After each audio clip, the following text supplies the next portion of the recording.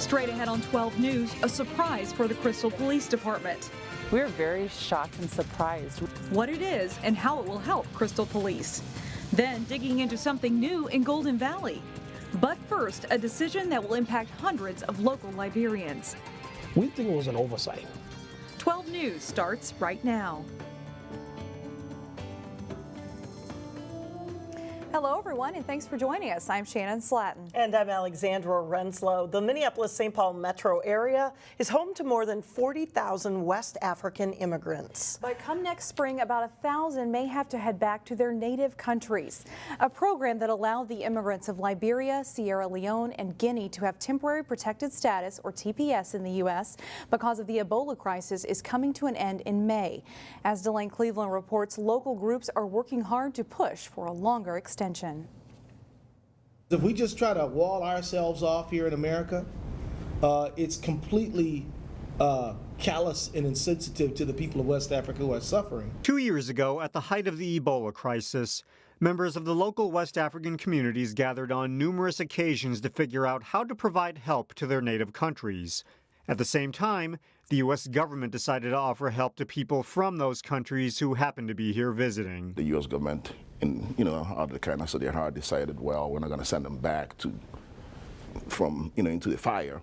We'll let them stay here till things get better. It's called temporary protected status, and according to international lawyer Herbert Igbanago, the federal government decided last month that their protected status expires in May. Ebola was only a couple of years ago, but the devastating effect is going to last for a decade. Frankly, the hospitals are depleted, the healthcare systems are wiped out. In other words, he's surprised the U.S. government is saying that it's safe for the estimated 500 to 1,000 African visitors to head back to their native countries. We really think it was an oversight. Abdullah Kiatamba of the Brooklyn Park nonprofit African Immigrant Services feels the same way. They are currently an asset to the state, to our communities. They'll become a problem after May 21st. They become illegal. They can't drive. Their life will be disrupted. That's why he's pushing members of Congress to put pressure on the president for an even longer extension. Al Franken did a wonderful job. Amy Klobuchar did a wonderful job. Keith Ellison did a wonderful job. We just do not want them to sign the letter. We want them to become champions now. In the meantime, Igbanago will try to provide consultation to those who might have to go home in May. That's what we do. We try to figure out a way to keep them here legally. In Minneapolis, Delane Cleveland, 12 News. Representatives from African Immigrant Services say that the ideal outcome would be an 18-month extension beyond next May and an opportunity for the people affected by this to apply for legal status. A Maple Grove man is in jail accused of attempted murder. Police responded to a condominium complex in the 9100 block of Comstock Lane North, that was on Wednesday night. According to police, a man had shot a woman with a shotgun. The woman was taken to a hospital for non-life-threatening injuries. According to court records, the 52-year-old suspect has been previously arrested for domestic assault. A Brooklyn Park man was sentenced to more than 6 years in prison for shooting at another car along Interstate 94. According to Hennepin County prosecutors, Donquarius Grant fired shots last March at a car headed westbound on I-94 near downtown Minneapolis. The driver of that car and 2 passengers suffered gunshot wounds. Prosecutors say the shooting was gang-related. The Crystal Police Department will have a few more officers on staff to help fight crime. And the 2 new positions will be paid for by a federal grant.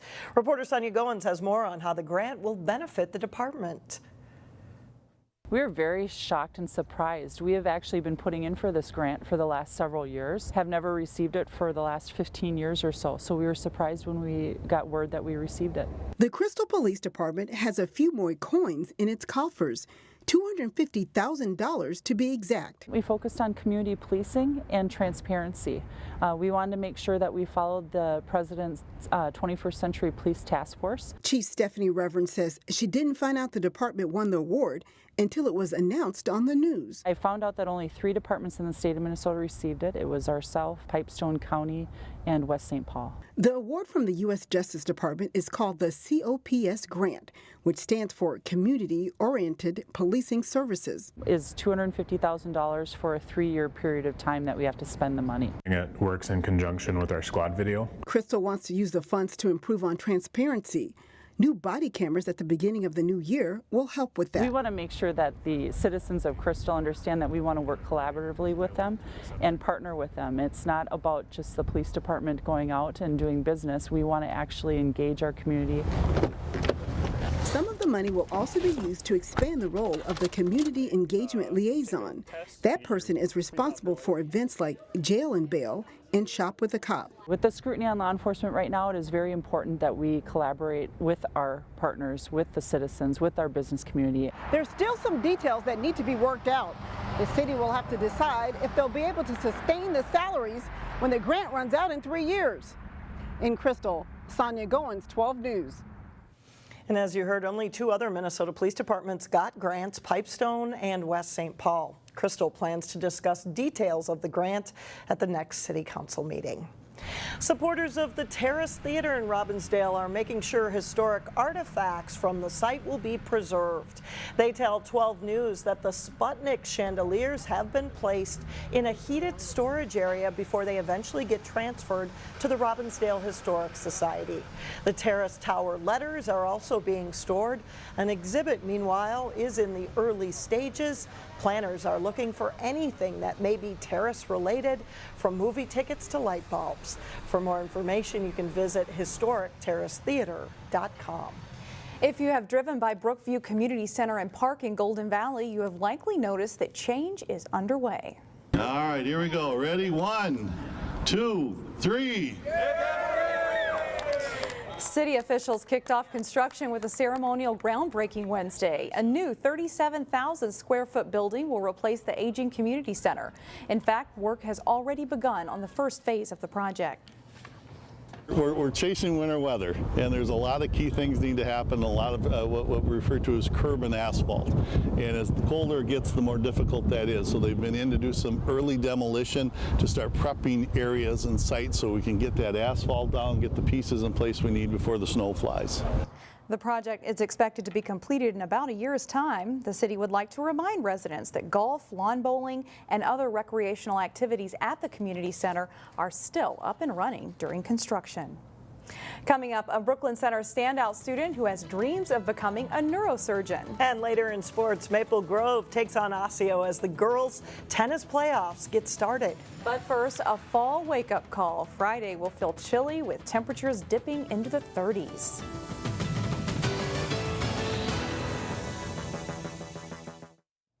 This week's standout student has his sights set on a career in medicine. Brooklyn Center senior Molubah Seley knows it will require years of hard work, but he's already on his way. What else do you need besides money that probably would be an advantage to the United States when producing equipment? Brooklyn Center senior Molubah Seley doesn't shy away from hard work. What impact do you think that has on the troops? That's evident by observing his college-level IB diploma program history class, or by learning he spent his summer at Carleton College. Basically, over the summer, this is the project we spent, my partner and I spent about a month doing. Selected for Carleton College's Summer Science Institute, Molubah's neuroscience research project. We can see the nervous system, and we tested their chemosensation with their ability to sense certain chemicals with the miraculin. Is exactly the kind of work Molubah wants to do. You read an article and you just get more interested and curious about it, and you want to form your own experiments. You want to do this, you want to do X, Y, Z. You just want to do so much. An insatiable curiosity for science is fueling Molubah's dream of becoming a neurosurgeon. He's looked into it enough and has connections, and I think realizes what it would be and where it could take him in life, and he's up for the work. He's a very hardworking student. How about tactics? A leader in school, this 17-year-old nearly straight-A student is the class president on the school's football team, and he steps up to help whenever it's needed. He really cares about people and making the world a better place, his community a better place. What advantages? Molubah knows the path to becoming a neurosurgeon will not be easy, but he's up for the work and hopes one day he might return to his birth country of Liberia to help. I would actually really love to go back to the country one day and just help out in my field in the best way I could. Molubah is looking at college options that include Carleton and Yale. Coming up, a girls' night out for a good cause. But first, it's homecoming day with a twist this year for the Osseo football team. John Jacobson has that and more next in sports. John Jacobson is here now with sports. Sounds like Osseo may be starting a new tradition when it comes to homecoming. Trying something new, and we'll see how this goes. And it's supposed to be beautiful on Saturday. It's homecoming this weekend for the Osseo Orioles, and at least for this year, the varsity football game moves to Saturday. We talked to Activities Director Bill Kwan about this year's Saturday afternoon homecoming football game and more. Actually, we're trying to make the homecoming a community event. So this year, kind of building off last year's football day in Osseo, we're having a pancake breakfast at 7 in the morning, sponsored by the Osseo Booster Club at the Community Center in Osseo. We have a 10 o'clock homecoming parade. We have over 30 different groups that will be represented in the parade related to Osseo, Osseo Middle School, and our feeder programs. With a 1 o'clock football game afterwards. In between there, a little tailgating going on in our parking lot. You mentioned the football day in Osseo last year. How much of a success was that, and did you get good feedback that you wanted to try to expand that and do this homecoming on Saturday? We got wonderful feedback about Osseo football day last year. The full stands, the community involvement. We saw more community members and alumni back at that Saturday afternoon game than we normally do see on a Friday night. And I think that homecoming, trying to bring back alumni and getting the community involved is pretty important. Some of your alumni football players may be hanging around here at Carlton a little bit longer, right? An alumni football game Saturday night? Yep. On Friday night, we have an alumni volleyball open gym at 5:30, and then on Friday night also we have an alumni football game. They're going to run it like a 7-on-7 passing league, and then we're going to have alumni cheerleaders cheering at the game.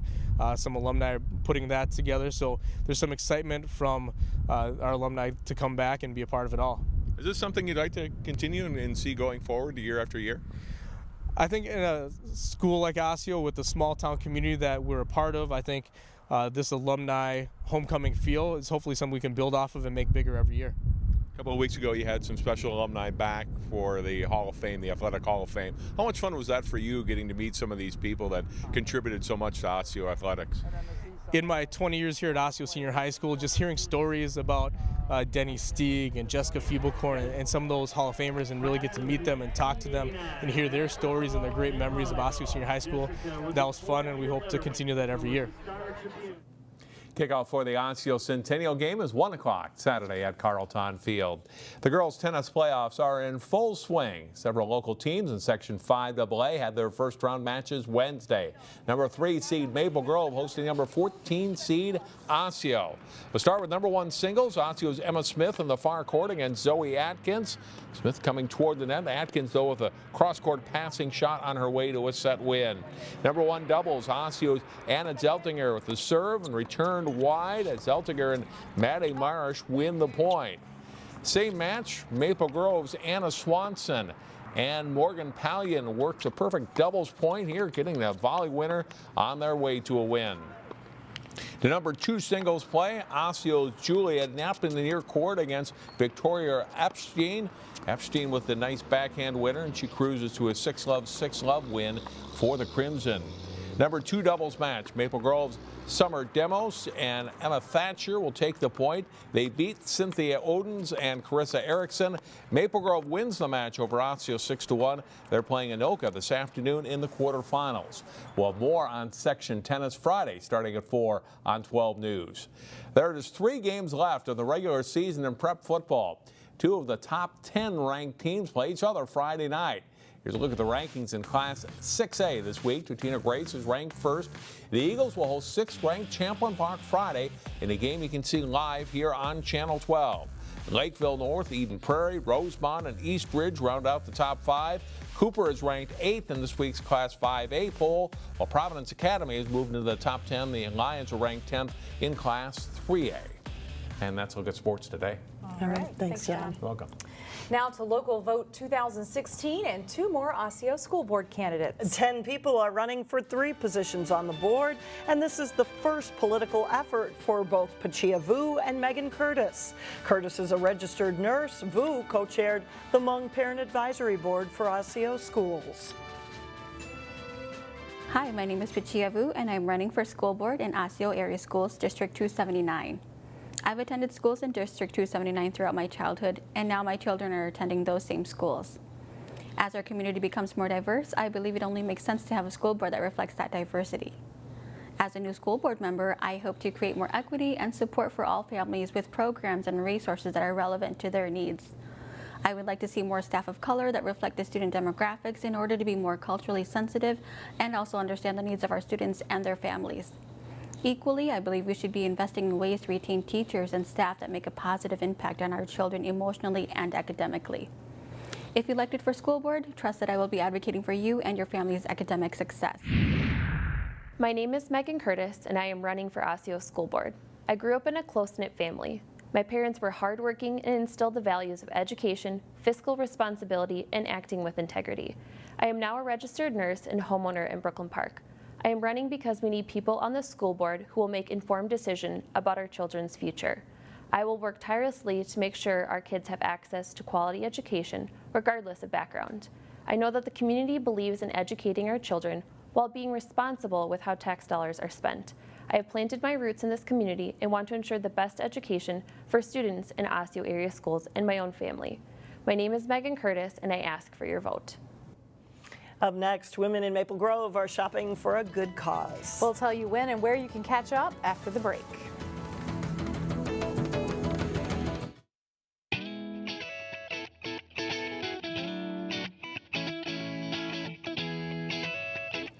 And finally, the Shops at Arbor Lakes will hit a milestone with this year's Girls Night Out event. In the 8th year for this fundraiser, organizers expect to exceed the $25,000 mark of funds raised.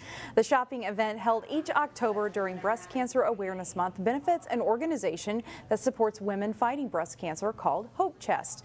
This is the shop's largest ticketed charitable event of the year. And all the money that's raised stays in the community, helping individuals dealing with breast cancer, just helping with their basic needs, food and rent. Guests can sample wine and food, see a fashion show, plus get special offers from Arbor Lake stores and restaurants. And it will be a nice night for it. You saw that swag bag, a lot of good stuff in there. I bet people go to help, but also for the swag stay bag, out. right? I think there's a benefit by checking into every store there. So if you do that, that'll take you a while. Good cardio. Yeah, exactly. That's all the news we have for now. Thanks for joining us, everybody. We will see you back here again on Friday, starting at 4 o'clock.